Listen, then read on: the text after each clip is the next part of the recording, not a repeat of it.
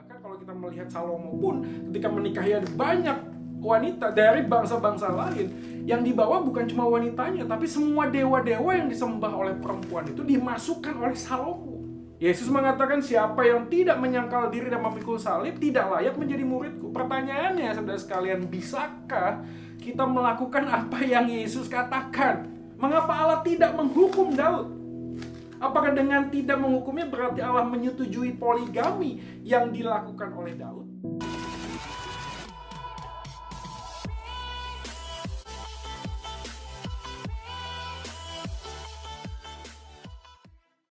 Nah, kita akan langsung saja membahas eksposisi kitab 1 Samuel. Jadi yang pertama ini mungkin kita akan coba lihat pendahuluan mengenal kitab supaya kita nanti waktu melihat setiap kalimat, setiap kata, setiap peristiwa yang dicatat, kita juga bisa memahami apa yang sebenarnya kita sedang lihat ya.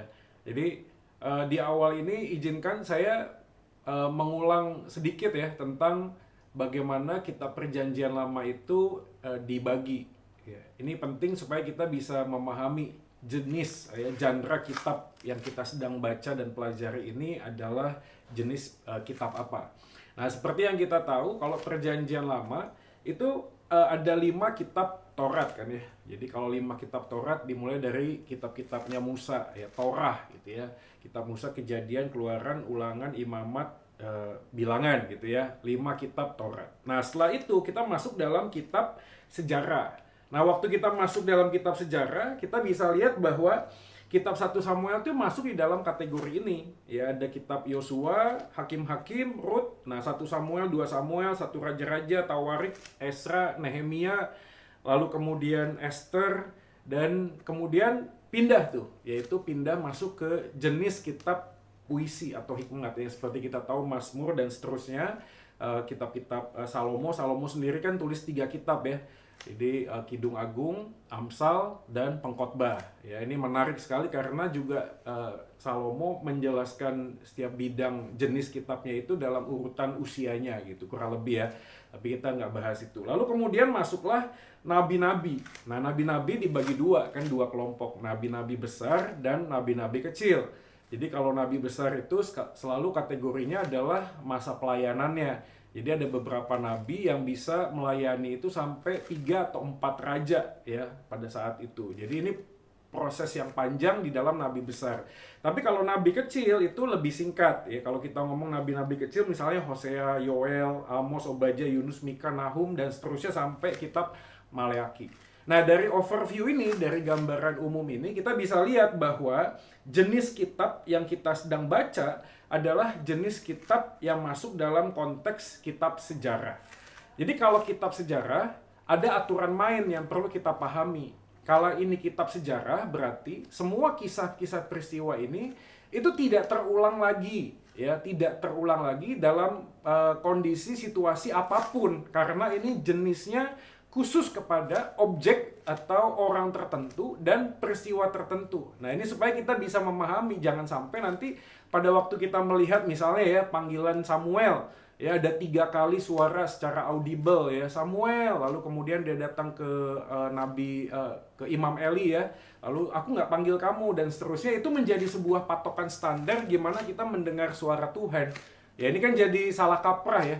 Kalau orang melihat kitab 1 Samuel, lalu kemudian menjadikan panggilan Samuel yang audible di telinga itu terdengar menjadi prasyarat ketika kita tahu kita ini dipanggil oleh Tuhan. Nah, memang beberapa kali kita melihat ada beberapa gereja yang mengajarkan yang seperti itu. Tapi kalau kita melihat kitab sejarah, maka ini tidak terulang lagi dan jenisnya khusus kepada pribadi-pribadi tertentu. Oleh karena itu, waktu kita melihat bagian ini, maka kita langsung saja sedikit ya membaca 1 Samuel pasal 1. Nanti mungkin pembahasannya kalau kita bisa selesai hari ini, kalau enggak minggu depan ya. Saya akan bacakan mulai pasal 1 ayat 1 sampai ayatnya yang ke-8 saja ya. Ini karena waktu, nanti kita bisa baca keseluruhan ya. Saya akan bacakan 1 Samuel pasal 1 ayat 1 sampai 8. Ada seorang laki-laki dari Ramataim Zofim, dari pegunungan Efraim, namanya Elkana bin Yeroham bin Elihu bin Tohu bin Zuf, seorang Efraim. Orang ini mempunyai 2 istri, yang seorang bernama Hana dan yang lain bernama Penina.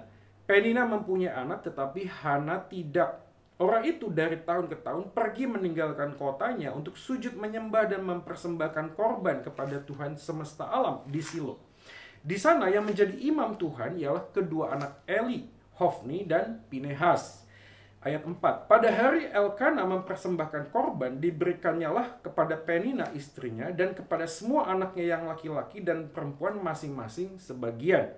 Meskipun ia mengasihi Hana, ia memberikan kepada Hana hanya satu bagian, sebab Tuhan telah menutup kandungannya. Tetapi madunya selalu menyakiti hatinya supaya ia gusar, karena Tuhan telah menutup kandungannya. Demikianlah terjadi dari tahun ke tahun. Setiap kali Hana pergi ke rumah Tuhan, Penina menyakiti hati Hana sehingga ia menangis dan tidak mau makan.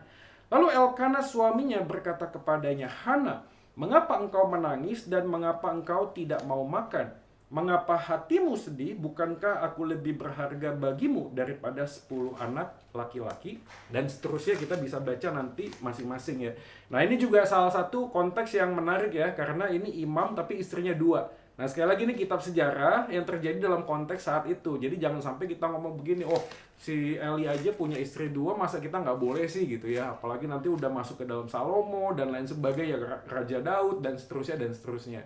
Jadi di kitab sejarah, jadi Tuhan mengizinkan ini semuanya terjadi memang dalam rentetan peristiwa. Jadi tidak sekonyong-konyong itu terjadi. Tapi bagaimanapun juga, mari kita memulai kitab 1 Samuel ini dengan sebuah pemahaman yang jelas tentang rentetan peristiwa. Apa maksudnya? Kitab 1 Samuel itu bercerita tentang hal yang sangat menarik sekali dalam perjalanan bangsa Israel ketika mereka sudah tiba di Kanaan, sudah tiba di tempat perjanjian. Nah, Samuel merupakan hakim yang terakhir. Jadi kalau kita melihat hakim yang terakhir, di sanalah Samuel itu mentahbiskan 2 raja pertama, yaitu Daud dan Saul. Jadi kalau kita lihat dalam perjalanan Samuel ini, 1 Samuel, maka ada banyak pertanyaan, kalau begitu siapakah yang menuliskan kitab ini? Penulis kitab ini memang anonim, tidak terlalu jelas siapa yang menuliskannya. Tapi kalau kita melihat 1 Samuel pasal 10 ayat 25, dikatakan demikian. Kemudian Samuel menguraikan kepada bangsa itu tentang hak-hak kerajaan, menuliskannya pada suatu piagam dan meletakkannya di hadapan Tuhan. Sesudah itu Samuel menyuruh seluruh bangsa itu pulang masing-masing ke rumahnya. 1 Samuel pasal 10 ayat yang ke-25 itu sepertinya memberikan indikasi. Salah satu penulis dari kitab 1 Samuel adalah Samuel itu sendiri.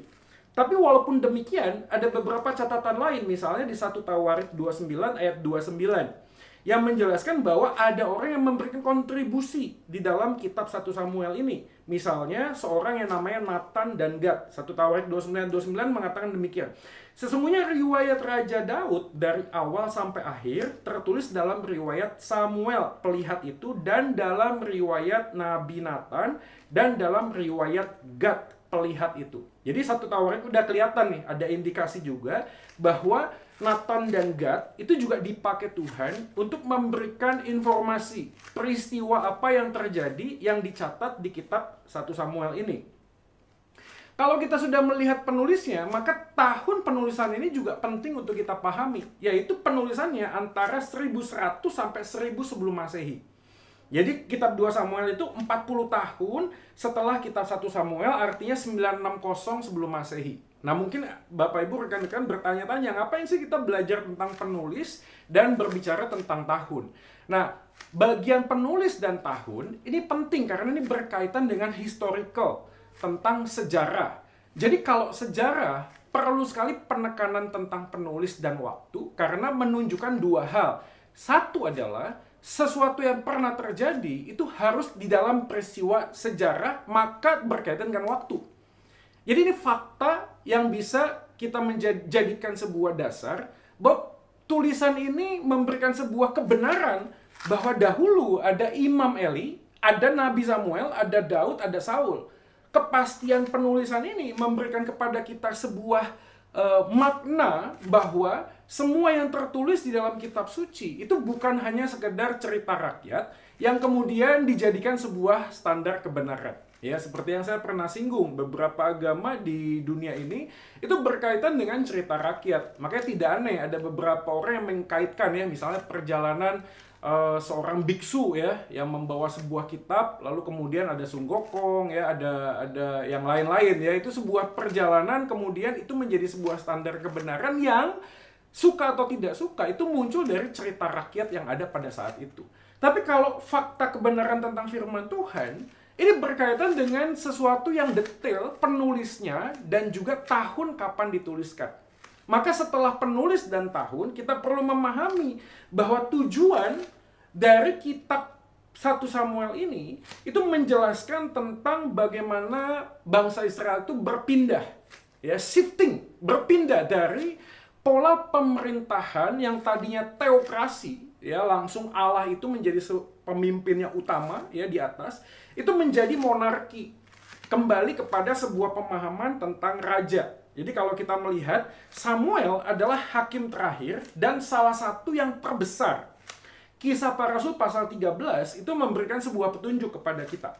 Dikatakan demikian, dan setelah membinasakan 7 bangsa di tanah Kanaan, ia membagi-bagikan tanah itu kepada mereka untuk menjadi warisan mereka selama kira-kira 450 tahun. Sesudah itu ia memberikan mereka hakim-hakim sampai pada zaman Nabi Samuel. Ini catatan Lukas di Kisah Para Rasul pasal 13. Kisah Para Rasul pasal yang ketiga ayat 23-24 itu jelas sekali bahwa orang Yahudi melihat Samuel sebagai hakim yang pertama, dan dicatat demikian. Dan akan terjadi bahwa semua orang tidak mendengarkan nabi itu akan dibasmi dari umat kita, dan semua nabi yang pernah berbicara mulai dari Samuel dan sesudah dia telah bernubuat tentang zaman ini. Kisah Para Rasul pasal 3. Jadi dari catatan perjanjian baru, saudara sekalian, kita bisa memahami bahwa kitab 1 Samuel ini menjadi sangat penting, menjadi fondasi iman Kristen.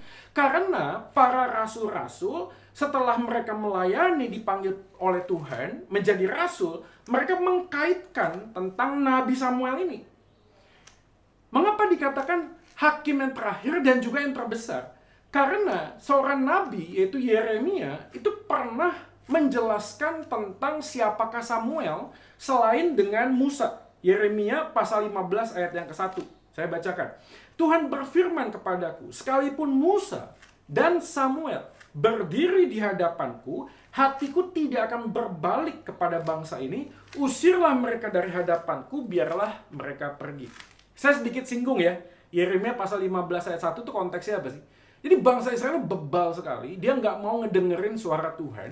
Lalu kemudian Nabi Yeremia itu kemudian mencoba untuk melembutkan hati Tuhan. Ada sebuah dialog. Nah, di dalam dialog itulah respon Tuhan kepada Yeremia itu menuliskan kalimat yang menarik. Sekalipun Musa dan Samuel berdiri di hadapanku, hatiku tidak akan berbalik kepada bangsa ini. Jadi jelas sekali di hadapan Tuhan, Samuel dan Musa itu menjadi sebuah pertimbangan terhadap nasib bangsa Israel yang saat itu melawan Tuhan.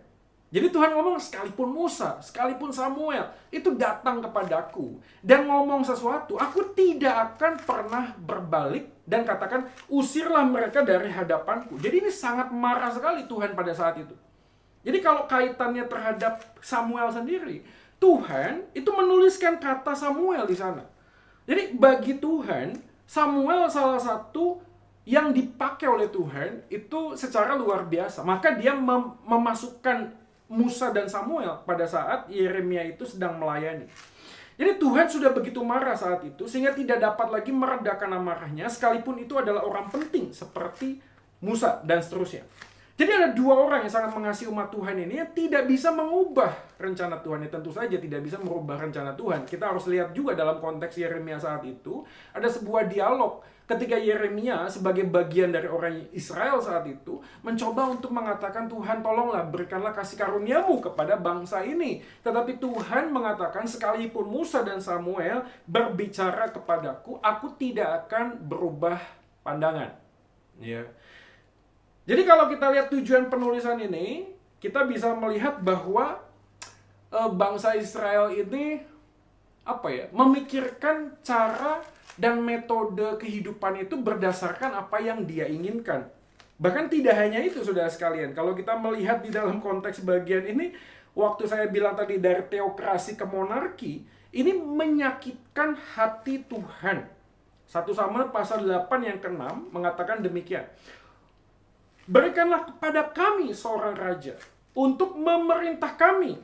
Perkataan itu mengesalkan Samuel, maka berdoalah Samuel kepada Tuhan. 1 Samuel pasal 8 ayat yang ke-7 memberikan sebuah data lagi kepada kita. Tuhan berfirman kepada Samuel, dengarkanlah perkataan bangsa itu dalam segala hal yang dikatakan mereka kepadamu, sebab bukan engkau yang mereka tolak, tapi akulah, ini kata Tuhan ya, akulah yang mereka tolak, supaya jangan aku menjadi raja atas mereka. Ya, ini pendahuluan yang sangat menarik supaya kita melihat overview-nya. Perubahan rentetan peristiwa dari yang tadinya teokrasi, langsung Musa yang memimpin, lalu kemudian diselanjutkan oleh Yosua dan seterusnya, lalu ada hakim-hakim di sana yang Tuhan tunjuk ya sebagai perpanjangan tangan Tuhan. Setelah itu masuk dalam kitab 1 Samuel perubahan yang sangat signifikan di dalam kehidupan bangsa Israel, yaitu dari teokrasi ke monarki. Mereka minta seorang raja. Dan yang menariknya adalah Alkitab memberikan catatan kenapa mereka itu kemudian minta seorang raja. Ayat yang kelima dikatakan, engkau sudah tua, pasal 8 ayat 5. Engkau sudah tua dan anak-anakmu tidak hidup seperti engkau. Maka angkatlah sekarang seorang raja atas kami seperti pada segala bangsa-bangsa lain. Ini menarik ya. Jadi rakyat itu meminta kepada Samuel, berikanlah kepada seorang raja seperti apa yang dipunyai oleh bangsa-bangsa lain. Jadi pada waktu mereka keluar dari perbudakan, lalu kemudian masuk dalam tanah perjanjian, mereka itu berinteraksi dengan banyak bangsa-bangsa di sana. Dan ketika mereka berinteraksi, mereka melihat setiap kali mereka berperang, setiap kali mereka melakukan sebuah komunikasi, ada seorang pemimpin, ada seorang raja. Lalu kemudian, si bangsa Israel ini yang memahami pada waktu mereka dilepaskan dari perbudakan itu langsung otoritas dari Tuhan dengan 10 tulah yang seperti kita belajar kitab Keluaran. Lalu melihat kok kami nggak punya raja, maka kalimat ini muncul seperti pada segala bangsa-bangsa lain. Otoritas hidup manusia seringkali berkaitan dengan cara pandang kita terhadap dunia. Nah, ini pelajaran buat kita. Bagaimana dunia memberikan pengaruh akan menentukan kendali kehidupan kita dalam dunia ini. Pasal 8 ayat 19-20 dikatakan demikian. Tetapi bangsa itu menolak mendengarkan perkataan Samuel dan mereka berkata, tidak, harus ada raja atas kami. Maka kami pun akan sama seperti segala bangsa-bangsa lain. Raja kami akan menghakimi kami dan memimpin kami dalam perang. Ya, malam ini kita mendapatkan sebuah pelajaran dengan sebuah tema ya. Temanya adalah panggilan untuk mengabdi. Nah, panggilan untuk mengabdi itu dipahami dengan sebuah pemahaman gambaran ini, saudara sekalian. Bagaimana kita menentukan kendali kehidupan kita, itu sangat dipengaruhi dengan apa yang ada di sekitar kita, dengan apa yang ada di sekeliling kita, dengan apa yang kita lihat. Dan manakala kita melihat orang lain, melihat tempat yang lain, kita kemudian mempunyai sebuah cara berpikir, iya ya, aku pengen seperti mereka, aku juga pengen seperti mereka. Mereka punya sesuatu yang saya tidak punya. Lalu kita minta kepada Tuhan, dan repotnya adalah pada waktu masuk di dalam kecenderungan kita menjadikan sesuatu sebagai yang memimpin kendali kehidupan kita, itu bukan berdasarkan apa yang Tuhan mau. Nah, ini kan sulit ya, maksudnya kita kan bukan dari dunia ini kan. Kita ada dalam dunia ini, tapi kita bukan dari dunia ini. Jadi kalau kita bukan dari dunia ini, cara kita berpikir tentang kehidupan harusnya orientasi kepada firman dong. Bukan berkaitan dengan apa yang orang lain miliki, apa yang orang lain bisa lakukan. Nah, dari bagian ini saya mencatat paling nggak 4 hal ya, yang membuat bangsa Israel seperti ini. Yang pertama adalah mereka melihat dengan mata jasmani, cara pandang mereka tentang kehidupan. Yang kedua adalah tentang pengalaman masa lalu, ya. Jadi kalau kita lihat mereka ada di dalam perbudakan, mereka tahu ada otoritas Firaun di sana yang memberikan sebuah perintah-perintah dan semuanya melakukan apa yang Firaun katakan. Maka Firaun seperti gambaran tentang keberadaan Tuhan pada saat itu. Yang ketiga adalah akumulasi peristiwa yang sama dan berulang. Artinya pada waktu mereka berinteraksi dengan bangsa-bangsa lain dan berperang dengan bangsa-bangsa lain, mereka menemukan bahwa kalau ada raja, harusnya bangsa ini menjadi semakin solid dan semakin kuat. Dan yang keempat adalah kepribadian. Bangsa Israel ini masih memiliki kepribadian sebagaimana halnya mereka ada di tanah perbudakan. Itu mereka tetap menempatkan manusia, menempatkan raja manusia itu sebagai pemegang otoritas kendali kehidupan. Sehingga dari 4 alasan ini, kita bisa melihat dalam perjalanan 1 Samuel ini, banyak sekali gesekan antara keinginan Tuhan dengan keinginan bangsa Israel, saudara sekalian. Ya. Bahkan kalau kita melihat di dalam kitab 1 Samuel ini, itu dengan jelas memberikan sebuah gambaran tentang sosok yang dikaitkan dengan sangat clear, sangat jelas. Apa itu? Ada 2 orang raja di kitab 1 Samuel. Daud dan Saul. Ada 2 orang imam juga yang di sana yang digambarkan. Ada Eli, ada Samuel. Dan dari 2 jabatan yang berbeda ini, dimunculkan 2 tokoh dan 2 tokoh. Ini bukan tanpa pesan apapun. Ini adalah pesannya bahwa dalam jabatan apapun, selalu ada orang yang berhasil, selalu ada orang yang gagal. Sebagaimana Saul gagal, tapi ada Daud seorang raja yang berhasil. Tapi di bagian lain, sebagaimana Eli sebagai imam gagal, tapi ada Samuel yang berhasil. Pengabdian kita kepada Tuhan itu akan masuk dalam 2 kategori ini sih. Apakah kita berhasil atau kita akan gagal? Dan perhatikan saudara sekalian, apa yang dimaksudkan dengan berhasil bukan berarti mereka tak pernah gagal. Tapi mereka yang membawa kegagalannya di hadapan Tuhan. Sedangkan mereka yang gagal adalah ketika mereka bisa merasa berhasil tanpa pengaruh, tanpa intervensi dari Tuhan. Saya ulangi. Orang yang berhasil bukan berarti mereka nggak pernah gagal. Tapi pada waktu mereka gagal, sebagaimana Daud, mereka membawa kegagalannya di hadapan Tuhan. Tetapi orang yang justru pada saat itu gagal, sesungguhnya adalah mereka yang merasa berhasil tanpa harus melibatkan Tuhan. Saudara sekalian, pernahkah kita berpikir ya, di dunia ini ada banyak orang yang nggak pernah berdoa, nggak pernah ke gereja, nggak pernah baca Alkitab, tapi hidupnya berhasil. Tapi orang yang semakin dekat dengan Tuhan, semakin melayani Tuhan, ada banyak kegagalan yang terjadi gitu. Jadi definisi parameter tentang berhasil dan gagal itu dimasukkan di dalam 2 kategori ini. Saul itu dikatakan apakah dia gagal? Gagal. Gagalnya apa? Apakah dia nggak bisa memerintah? Bisa memerintah. Dia adalah raja pertama. Dan catatan sejarah nggak bisa memungkiri itu gitu loh. Saul memberikan banyak prestasi kepada bangsa Israel. Betul. Tetapi kenapa dia masuk dalam kategori gagal? Karena dia merasa bisa melakukan keberhasilannya tanpa campur tangan Tuhan. Tapi sebaliknya, orang yang berhasil di dalam Tuhan adalah orang yang pernah gagal, yang bisa gagal, tapi pada waktu dia gagal, dia membawa kegagalannya di hadapan Tuhan. Ini sekali lagi ini mengingatkan pada kita pada hari Jumat Agung ini kan.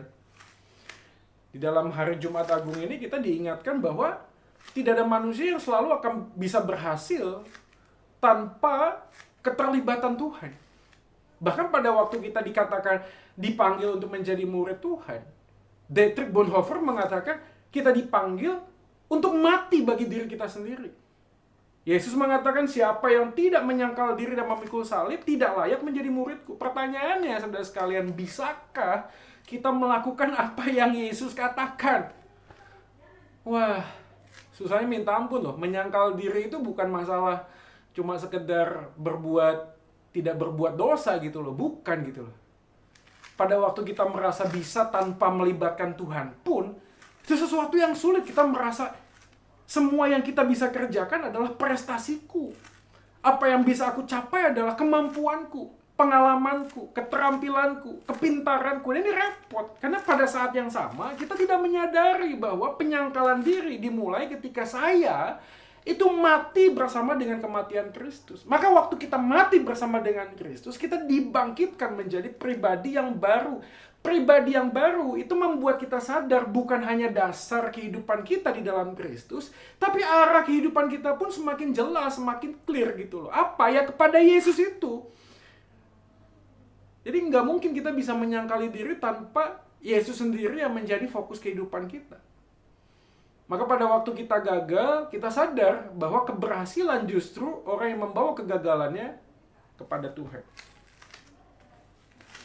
Mari kita melihat pasal 1 ayat 1 sampai 2. Nah, di sana diceritakan bahwa ada suami istri yang menjadi latar belakangnya, bernama Elkana.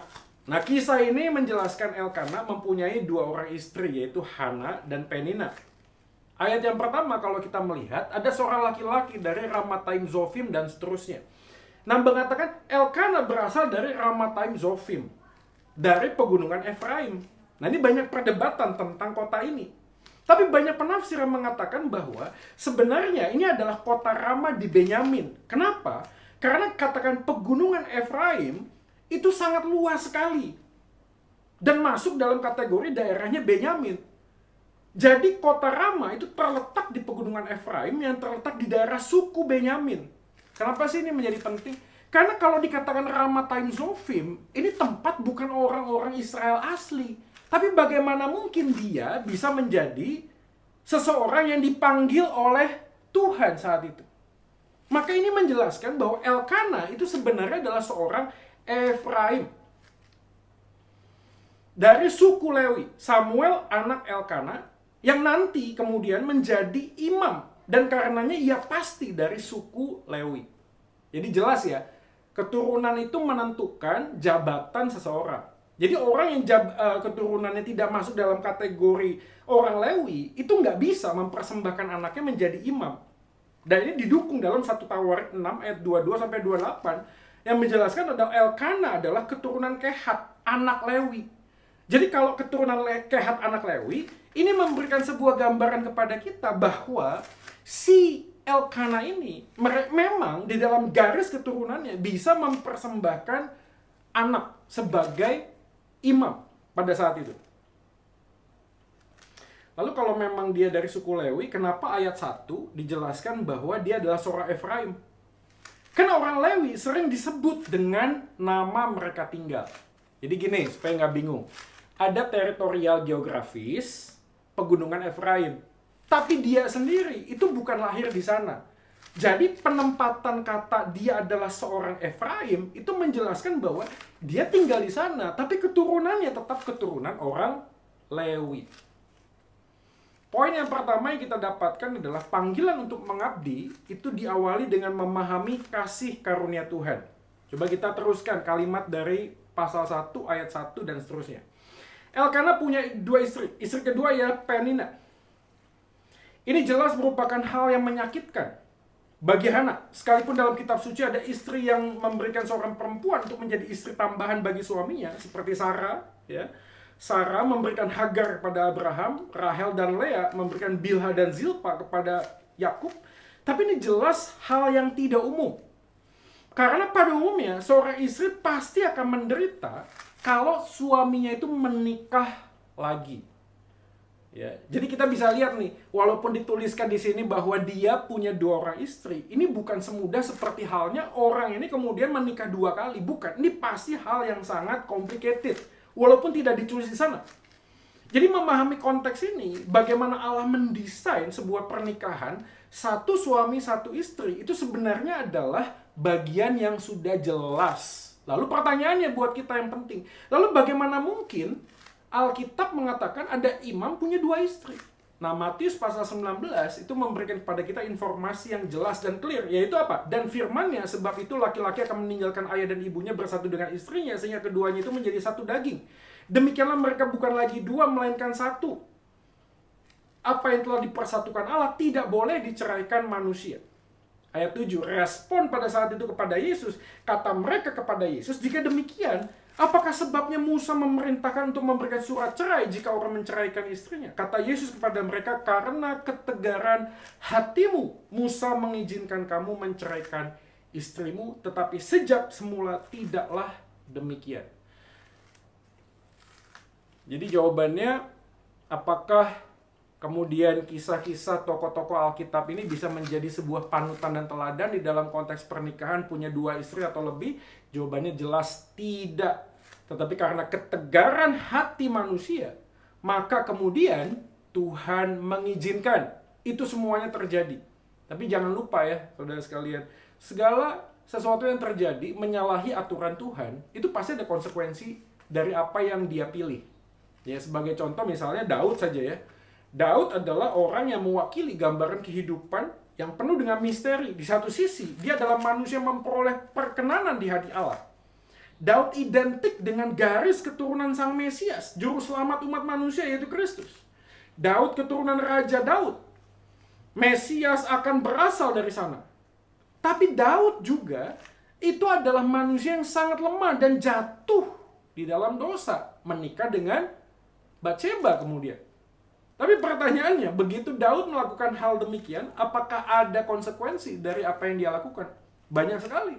Daud kemudian membunuh Nabal. Setelah Nabal mati, Daud mengambil Abigail, istri Nabal, menjadi istrinya. Padahal sebelum Batseba dan Abigail, Daud telah mempunyai istri. Dan menjelang akhir hidupnya, Alkitab mencatat Daud memiliki beberapa istri. Lalu mengapa Allah mengizinkan Daud memiliki banyak istri? Mengapa Allah tidak menghukum Daud? Apakah dengan tidak menghukumnya berarti Allah menyetujui poligami yang dilakukan oleh Daud? Nah, ini pertanyaan penting. Daud diperkenan. Tapi pada saat Daud menikah dengan banyak wanita, kenapa seakan-akan Daud itu tidak dihukum oleh Tuhan? Karena dia melanggar apa yang menjadi desain Allah tentang pernikahan. Saya akan coba kutipkan dari sebuah buku ya, buku apologetik. Judul bukunya adalah Is God a Moral Monster? Ya, dituliskan oleh Paul Copan. Dia mengatakan pendapatnya demikian. Para penulis Alkitab seringkali tidak memberikan ulasan tentang hal-hal semacam itu. Apa itu? Tentang poligami. Lalu kemudian tidak ada hukuman yang direct. Karena mereka menganggap bahwa mereka tidak perlu melakukan hal itu. Kenapa mereka tidak perlu melakukan hal itu? Karena dari semua kisah yang terjadi ketika mereka melanggar desain Allah, mereka tahu bahwa kesalahan tetap dituai oleh mereka sendiri tanpa harus Allah dicatat menuliskan hukuman demi hukuman karena mereka berpoligami. Maksudnya apa sih? Gak perlu tulisannya Allah menghukum Daud, Allah menghukum Salomo karena mereka berpoligami, maka turunlah azab dari Tuhan, bla bla bla. Gak perlu, karena catatan sejarahnya menjelaskan begitu sangat kompleks dan complicated kehidupan mereka ketika mereka memilih mempunyai lebih dari satu istri. Ya, ada orang dunia ngomong satu aja gak habis, ngapain nambah satu lagi gitu. Tapi ini bukan masalah nambah satu gak habis, enggak gitu loh. Karena desain Allah itu satu suami, satu istri. Ketika dia melanggar, konsekuensi terhadap apa yang dia lakukan itu tidak perlu langsung azab dari Tuhan. Tuhan memberikan azab, Tuhan memberikan hukuman, enggak. Karena peristiwa-peristiwa yang membuat mereka kemudian terpuruk. Bayangkan, Daud saja itu sampai mau dibunuh sama anaknya sendiri. Jadi konsekuensi dari kesalahan Daud, kemudian dia menuainya sendiri, konsekuensi dari dosa tersebut. Dengan kata lain, saya teruskan kalimat Paul Copan. Hal itu bukan sesuatu keharusan. Cara para tokoh Alkitab bertingkah laku tidak secara langsung merupakan pengesahan atau persetujuan terhadap tingkah laku mereka. Jadi para tokoh Alkitab ini sebenarnya secara otomatis memberikan sebuah gambaran kalau engkau memilih untuk melakukan sesuatu di luar desain Allah, maka jangan sampai kamu itu nggak melihat apa yang terjadi kepada Daud, Salomo, dan seterusnya gitu loh. Ya, termasuk dalam konteks 1 Samuel kita melihat siapa, yaitu Hana dan Penina itu. Apa yang menjadi gambarannya? Ya, kedua istri ini saling menyakiti kan satu dengan yang lainnya, karena yang satu mandul, satu punya anak. Jadi itu sudah apa ya? Jadi apa ya?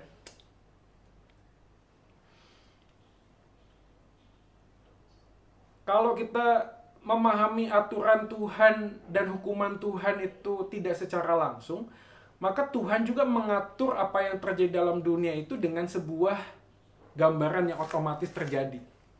Jadi kita nggak usah bingung kenapa kemudian tidak dilakukan apa-apa. Ada banyak hal yang dilakukan. Tapi tidak langsung Tuhan mengatakan demikian. Dalam Kejadian pasal 1-2 kan Allah memberikan gambaran pernikahan yang ideal.